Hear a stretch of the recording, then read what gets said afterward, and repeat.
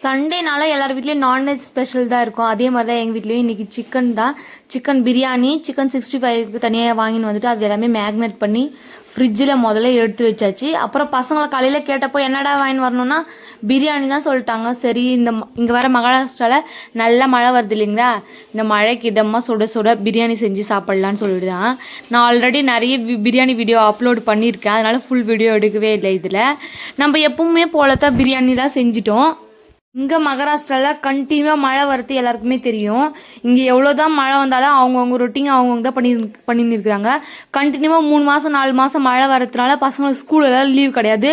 Red alert கொடுத்தா மட்டும்தான், அது கூட ஸ்கூலில் இன்ஃபார்ம் பண்ணால் மட்டும்தாமே ஸ்கூலில் லீவு. மற்றபடி மழையில் போயிட்டே தான் இருப்பாங்க பசங்களும். பிரியாணியும் இன்றைக்கி சிக்கன் சூப்பும் சிக்கன் 65 தான் செஞ்சுருந்தோம். செம்ம டேஸ்ட்டாக இருந்துச்சு. நல்லா வயிறு ஃபுல்லாக சாப்பிட்டாச்சு. நல்லா மழைங்க. காலையில் ஒரு 8 மணிக்கு போல் நல்லா வெயில் வந்துச்சு. அடடா இன்னைக்கு வெயில் வரும் போல் அப்படின்னு சொல்லிட்டு நாங்கள் நினச்சிருந்தோம். அப்புறமா பார்த்தீங்கன்னா ஒரு 10-10:30க்கு மேலே சரியான மழை, கண்டினியூவாக மழை வந்துகிட்டே இருந்துச்சு. அது மாதிரி ஆயிடுச்சு.